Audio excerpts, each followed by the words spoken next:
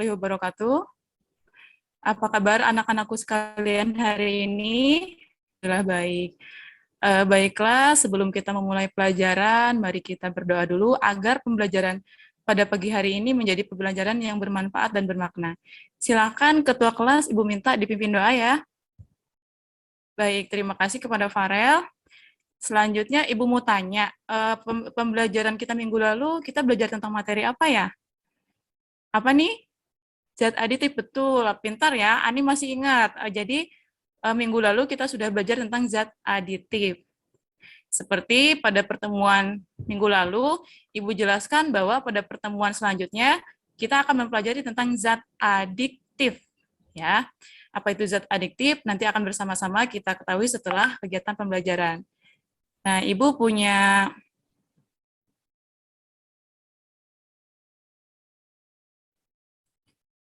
Ibu di sini ada gambar. Terlihat? Nah, ini kira-kira gambar apa? Iya, betul. Ini adalah gambar bungkus rokok.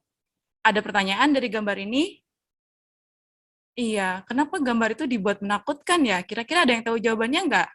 Sinta, kenapa? Bagus ya, karena di dalam rokok ini terkandung zat yang berbahaya, sehingga mulai sekitar tahun 2012 atau 2014, pemerintah itu sudah menganjurkan penggunaan peringatan bergambar untuk setiap kemasan rokok. Ya, jadi kenapa dibuat seperti ini? Karena betul tadi bahwa rokok itu berbahaya. Nah, selain itu, Ibu punya gambar lagi di sini.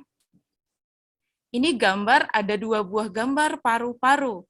Yang pertama paru-paru normal dan paru-paru perokok. Di sini kita lihat bahwa paru-paru normal itu berwarna hitam berdasarkan hasil ronsen. Sedangkan paru-paru perokok itu terlihat berwarna putih. Ada pertanyaan sampai sini? Iya, kenapa paru-paru orang perokok itu bisa berwarna putih atau abu-abu? Karena di dalam rokok itu ada zat yang berbahaya yang bisa merusak struktur dan fungsi dari paru-paru. Nah, Ibu tanya, kalian setelah melihat gambar ini, kalian pengen paru-paru kalian seperti gambar yang mana? Bagus, jadi kita semua pengen paru-paru kita seperti ada yang pada gambar sebelah kanan ya.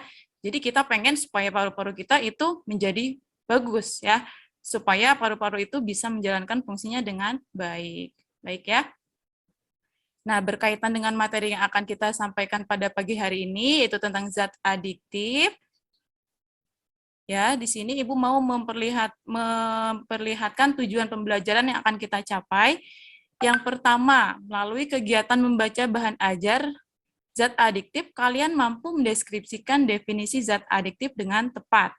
Yang kedua, melalui kegiatan membaca bahan ajar zat adiktif, kalian mampu mengidentifikasi jenis-jenis zat adiktif. Yang ketiga, melalui kegiatan pengamatan video tentang bahaya rokok, peserta didik mampu membuat poster tentang dampak bahaya rokok bagi kesehatan. Yang keempat, melalui diskusi, peserta didik dapat mengemukakan upaya dalam menghindari bahaya rokok. Yang terakhir, melalui kegiatan membuat poster tentang bahaya merokok, peserta didik dapat mempresentasikan hasil diskusi tentang dampak rokok bagi kesehatan. Selain itu, di sini ada beberapa penilaian yang akan Ibu lakukan pada pembelajaran. Yang pertama itu adalah penilaian pengetahuan. Yang kedua, penilaian keterampilan, dan yang ketiga adalah penilaian sikap. Penilaian pengetahuan ini nanti diukur dengan berdasarkan hasil evaluasi di akhir kegiatan pembelajaran. Sedangkan penilaian keterampilan akan Ibu nilai nanti ketika kalian melakukan kegiatan diskusi bersama teman-teman kalian. Instrumennya adalah lembar observasi. Kemudian penilaian sikap juga sama, ini dilakukan selama proses kegiatan pembelajaran. Untuk sikap yang akan dinilai di sini adalah sikap disiplin dan kerjasama. Jadi mohon nanti kalian agar bisa mengikuti kegiatan pembelajaran dengan baik, sehingga ketiga unsur penilaian ini dapat kalian terima dengan hasil yang baik. Baik. Di sini Ibu punya video tentang eksperimen bahaya merokok. Ibu putarkan, nanti setelah Ibu putarkan video ini, Ibu harapkan kalian bisa mengidentifikasi masalah setelah kalian melihat tayangan video ini. Baik, kita lihat bersama-sama tayangan videonya ya.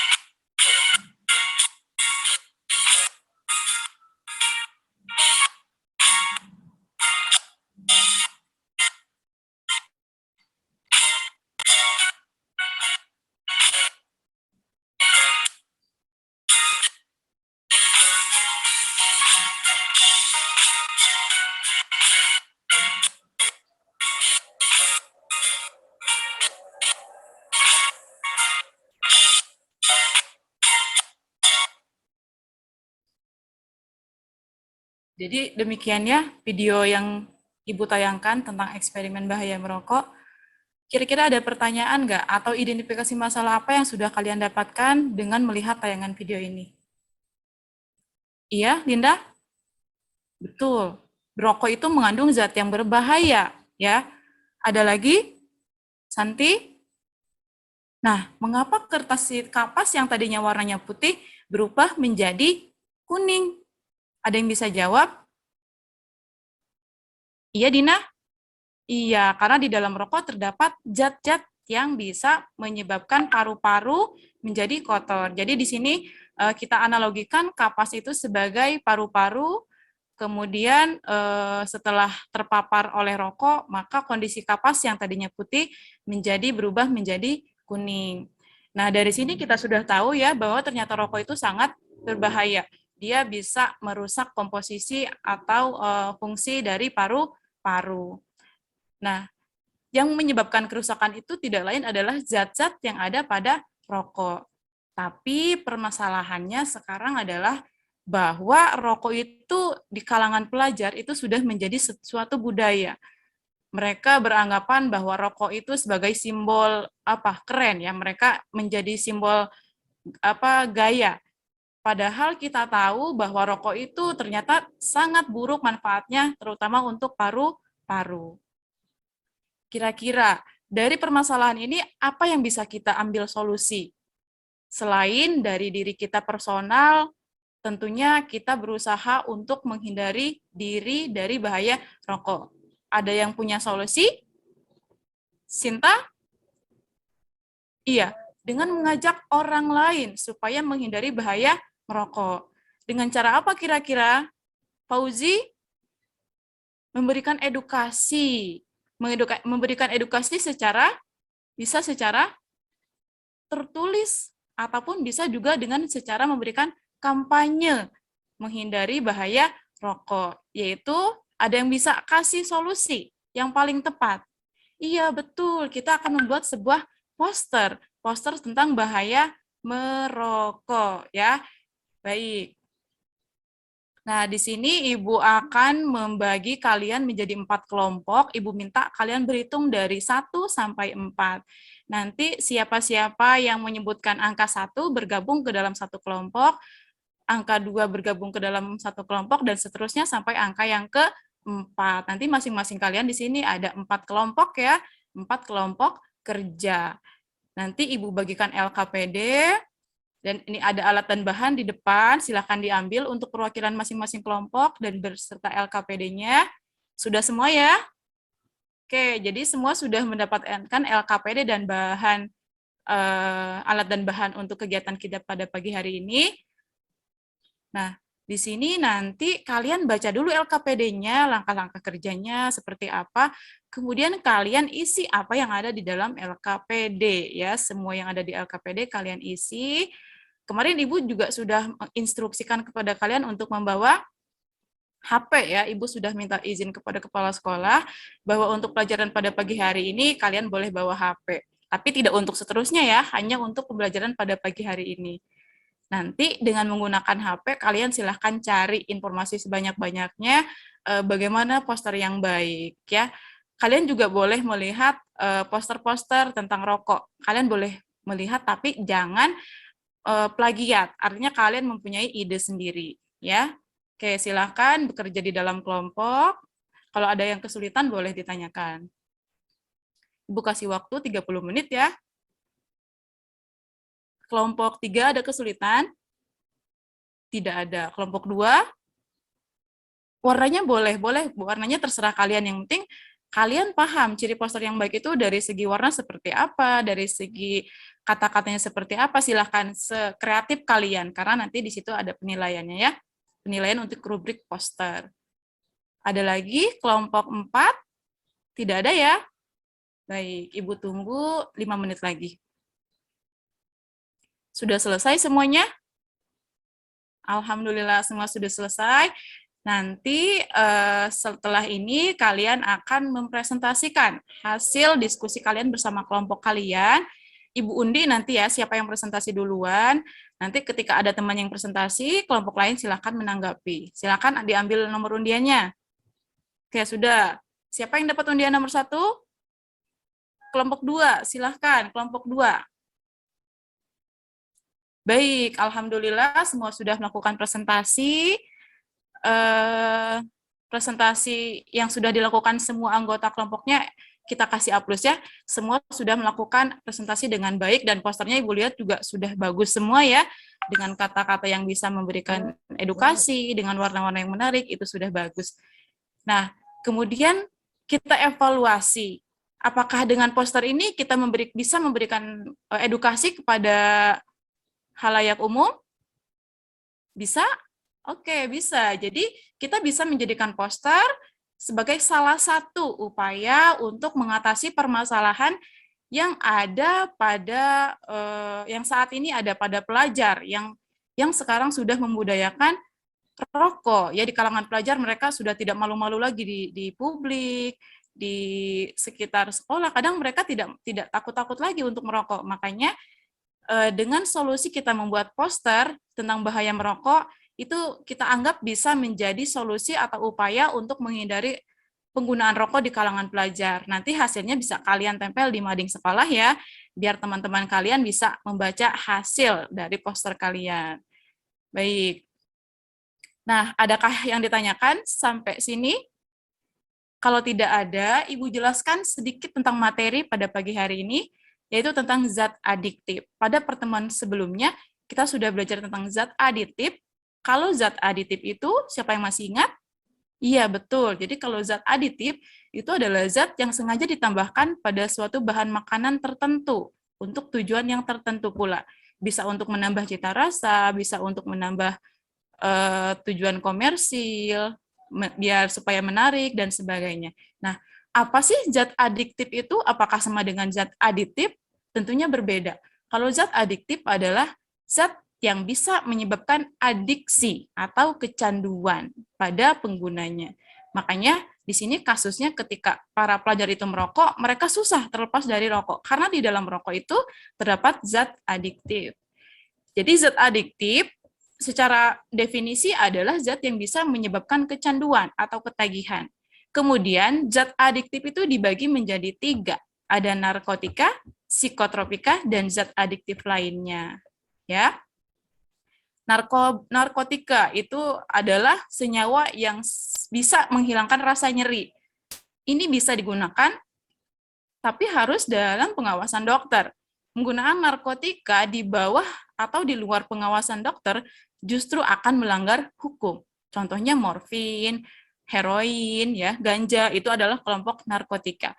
Selanjutnya adalah kelompok psikotropika. Kalau psikotropika adalah senyawa yang bisa mengubah perilaku psikis seseorang, ya, contohnya LSD, amfetamin.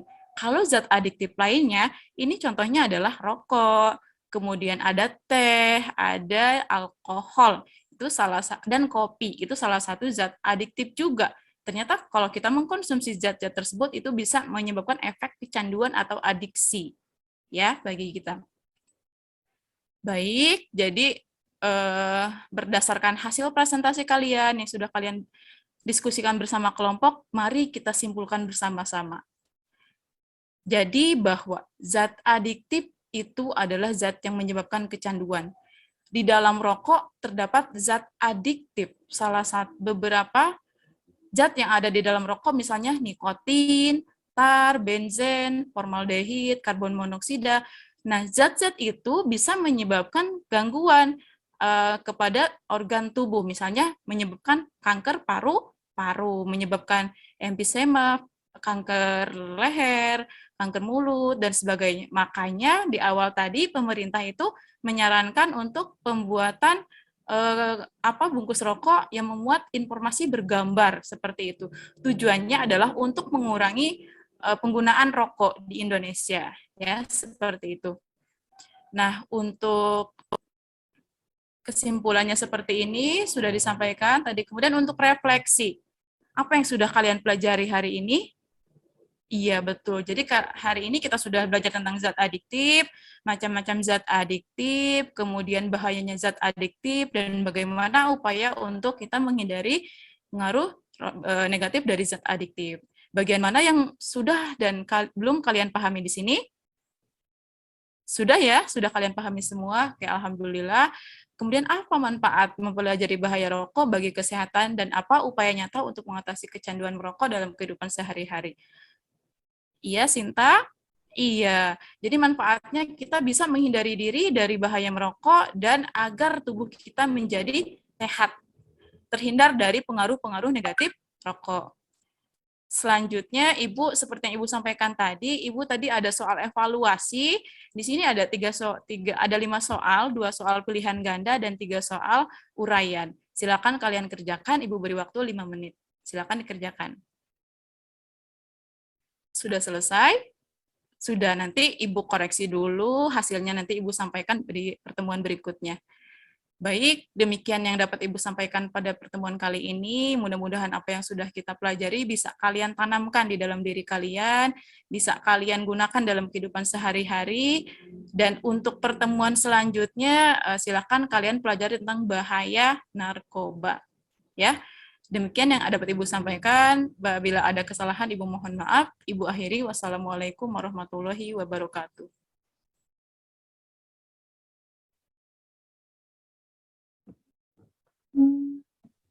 Sudah, Bu Nunung? Sudah, Pak. Oke, baik.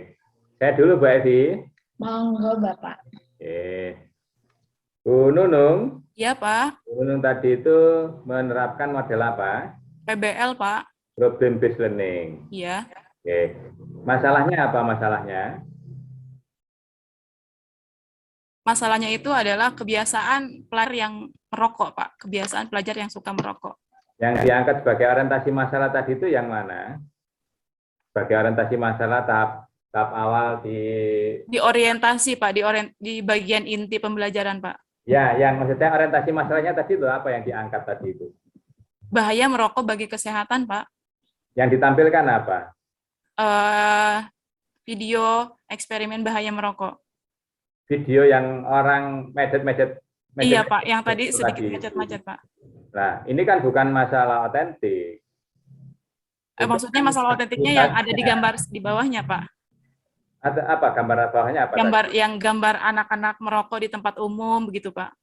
Nah, terus Ya bagaimana cara kita solusinya untuk mengurangi perilaku pelajar dengan kebiasaan merokok tersebut, Pak. hmm, oh, jadi mau mengurangi perilaku Iya, pelajar yang merokok merokok. itu. Terus kaitannya dengan yang mejet-mejet botol tadi itu apa? Secara umum itu gambaran bagaimana pengaruh zat-zat yang ada di dalam rokok terhadap paru-paru, Pak. Jadi analoginya kapas itu sebagai paru-paru kita ketika terpapar oleh rokok itu bagaimana efeknya terhadap paru-paru. Seperti itu, Bapak. Hmm. Ini kan konteksnya nanti kan akan dikaitkan dengan zat adiktif. Iya, Tadi Pak. Bu Nunung kalau tidak salah kan sudah nyampaikan zat adiktif itu apa. Iya, Pak. Yang apa sih zat adiktif tadi itu? Zat yang bisa menimbulkan adiksi atau kecanduan, Bapak. Oke. Nah, maksud saya kalau di eksperimen tadi itu mama yang dibakar tadi itu bukan rokok gitu. Apakah kapasnya apakah tidak berwarna coklat juga nanti? Tidak, Pak. Kalau bukan itu kan yang warna coklat itu ada kandungan tarnya, Pak. Oh gitu. Umpama kayu dibakar gitu, umpama asap kendaraan bermotor gitu, Saya belum mencoba, Pak, kalau nggak untuk bisa membekas di dalam kapas tadi itu. itu hanya sebagai perbandingan, Pak. Hanya sebagai apa analogi ya, Pak ya? Bukan masalah analoginya, saya ingin menggiring kepada Ibu fokus Iya, bahasanya tadi kan zat adiktif. iya, Pak. Harusnya kan diidentifikasi zat adiktifnya. Kalau tadi kan nyebut-nyebut ada rokok, ada kopi. Nah, zat adiktifnya kan bukan rokok secara keseluruhan kan. Iya, Pak. Nah, bahan apa di dalam rokok itu yang sifatnya sebagai adiksi, jadi yang membuat orang kecanduan itu apa kan gitu. Termasuk di kopi tadi itu misalkan Oh gitu, iya, Pak. ya. Saya dengar-dengar tadi kan Ibu nyebut kandungan-kandungan rokok kan disebut banyak, bahkan Iya, karbon iya, Pak. monoksida gitu ya. Iya, Nah, Pak. apakah karbon monoksida itu membuat orang kecanduan gitu? Nikotin, Pak, yang menyebabkan kecanduan itu nikotinnya, Pak. Nah, ini kan harus dipertegas ya. Jadi kegiatan yang Ibu lakukan tadi itu harus fokus kepada zat-zat yang membuat orang kecanduan tadi itu. Jadi karena nanti kan mau digiring kepada zat adiktifnya Iya, ya. betul, Pak. Oke. Terus kemudian eh, saya nanti kalau perlu kan ini kan kita berasumsi Ibu ini kan melakukan proses pembelajaran mulai dari pendahuluan sampai penutup dan siswa ujung-ujungnya kan diminta untuk membuat poster yang sifatnya itu sosialisasi atau semacam memberikan apa itu penyadaran kepada masyarakat ya Betul, Pak. terkait penggunaan bahaya rokok tadi itu. Iya, Pak. Nah, ini contoh posternya ada nggak yang dihasilkan siswa? Pekerjaan siswanya. Seperti Eh, posternya. belum ada, Pak, karena nanti baru akan dilakukan pada saat PPL, Pak. Loh di sini ya harus ditunjukkan loh, wong kita sudah memperagakan pembelajaran secara utuh kok. Jadi Ibu kan berasumsi menghadapi siswa, sudah Oh, siswanya melakukan aktivitas hasilnya apa. Nah itu kan pada saat siswa mempresentasikan, ya siswa mempresentasikan hasilnya itu kan posternya dipresentasikan. iya. Nah kira-kira konten posternya seperti apa? Oke. Iya, Pak. Kemudian yang terakhir, tolong di dalam problem based learning ini, paparan atau presentasi guru itu sifatnya sebagai penguatan. Ya. Sifatnya sebagai penguatan, di mana siswa setelah diberikan melakukan eksplorasi, siswa melakukan proses pembelajaran untuk menyelesaikan permasalahan yang diangkat tadi, itu terus kemudian guru memberikan penguatan. Ya. Nah, sekali lagi, penguatan itu atau apapun yang dilakukan oleh guru, tolong tidak lepas dari masalah yang ingin diselesaikan. Kalau toh ada tambahan disampaikan silahkan, tetapi connect ya ke apa itu keterhubungan, keterkaitan antara apa yang dipelajari siswa dengan permasalahan yang mau diselesaikan tadi ini harus sinkron. Ya, harus sinkron. Iya, Pak. Tidak hanya sekedar dalam tanda petik pajangan saja kita memunculkan di depan tadi itu, tetapi pembelajaran yang dilakukan memang berbasis permasalahan tadi. Iya, Pak. Ya, Baik, berbasis Pak. permasalahan tadi. Baik, Oke, Pak. saya kira itu saja catatan untuk Bu Nunung. Silakan Bu Evi. Terima kasih, Bapak. Terima kasih Pak Elok, saya setuju, catatan saya juga banyak yang sama. Bu Nunung, Ya, Ibu.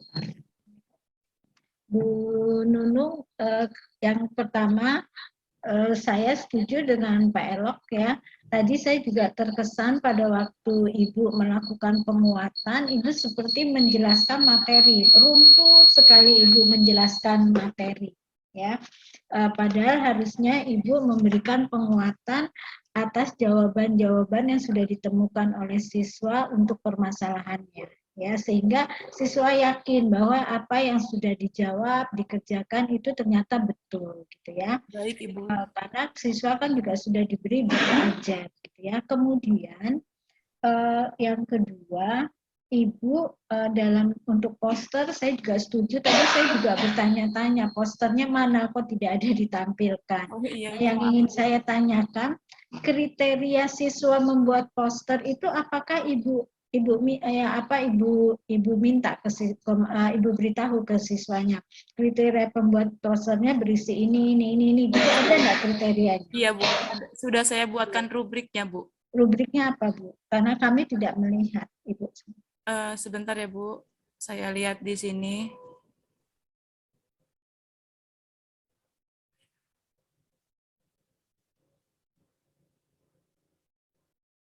Saya tampilkan, Ibu, rubriknya, Bu. Atau Ibu sebutkan saja daripada saya sebutkan. Ya. Jadi untuk kriteria pembuatan poster itu nanti di sini ada kedalaman makna yang disampaikan oleh poster, kemudian kesesuaian antara konsep poster yang dibuat, kemudian kreativitas dan orisinalitas karya, kemudian yang terempat itu ada daya tariknya, Ibu. Kedalaman makna di sini maksudnya apa ya, Bu? Apa siswa bisa menerima kriteria itu, menerjemahkan sehingga siswa nanti akan menuangkannya dalam pembuatan poster?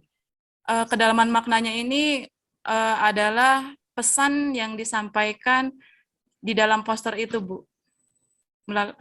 Di dalamnya mungkin ada kata-kata yang bermakna, yang tujuannya adalah untuk memberikan pesan kepada pembaca poster, Bu. Ibu, yang Ibu harapkan poster yang dibuat anak-anak itu yang seperti apa? Apakah anak-anak juga nanti akan browsing dulu dari internet? Pastikan anak-anak tuh tidak mungkin bisa membuat satu kalimat yang Ibu minta bermakna gitu lah, apalagi dalam waktu sekian menit gitu ya. Pastikan anak-anak apakah diberi kebebasan untuk browsing atau melihat, kemudian apakah anak-anak diberi kebebasan untuk menampilkan gambar-gambar dari hasil browsingnya. Apakah dianjurkan seperti itu? Kalau untuk browsing itu saya hanya meminta anak untuk mencari literatur tentang ciri-ciri poster yang baik, Bu. Cuman kalau untuk desain posternya saya minta mereka membuatnya berdasarkan kreativitas mereka sendiri, Ibu. Itu kan desainnya ya, Bu ya. Kan Iya. ini kan mau mengedukasi ceritanya, Iya, Ibu. siswa menghasilkan poster yang bisa mengedukasi. Tapi kalimat-kalimatnya itu Ibu berharap siswa dengan diskusi kelompok menghasilkan kalimat sendiri atau boleh mengambil dari banyak memang kan poster-poster yang mengedukasi tentang bahaya merokok. Saya meminta mereka sebisa mungkin untuk membuat dengan bahasa sendiri, Bu. Oke, nggak apa-apa kalau gitu ya. Berarti Bu dalam nanti mengisi instrumen penilaian tentang kreatif dan sebagainya, Ibu harus jeli, Bu ya. Karena kan Ibu tuntutannya mereka membuat dengan kalimat atau bahasa mereka sendiri, gitu ya. Iya, Ibu. Kemudian Ibu, saya juga tadi setuju karena saya juga pertanyaan Pak Elo bagus sekali, Pak Elo, yang tadi botol dipencet-pencet itu apakah hanya karena pengaruh asap rokok? Tidak bisakah karena pengaruh asap kendaraan bermotor misalnya. Ibu seperti jawabannya kok ragu, karena kalau di logika saja pasti berpengaruh gitu ya. Jadi mungkin lebih dispesifikkan senyawa apa pada rokok yang mengakibatkan adanya adiksi. Karena kan banyak sekali itu senyawa-senyawanya, sehingga nanti siswa dalam membuat poster juga sudah terarah yang mana zat yang pada rokok itu yang mengakibatkan adiksi, karena tidak semua mengakibatkan adiksi. Jadi tadi menyebutkan ada jadi kanker, banyak berpengaruh terhadap paru-paru, jantung dan sebagainya. Ya, secara keseluruhan Ibu Nunung penampilan juga sudah bagus ya. Alhamdulillah. PP-nya juga sudah runtut. Semoga masukan-masukan dari kami bisa untuk revisi perbaikan untuk Ibu nanti PPL. Amin ya. Terima kasih banyak, Pak Elok. Terima kasih Bu, Bapak, terima kasih. Ya, terima kasih kembali. Silakan Bu Nunung meninggalkan ruangan. Berikutnya temannya. Baik Bapak, saya akhiri. Ya, silakan. Terima kasih. Wassalamualaikum warahmatullahi wabarakatuh. Waalaikumsalam warahmatullahi wabarakatuh. Izin lift Bapak, Ibu. Silakan.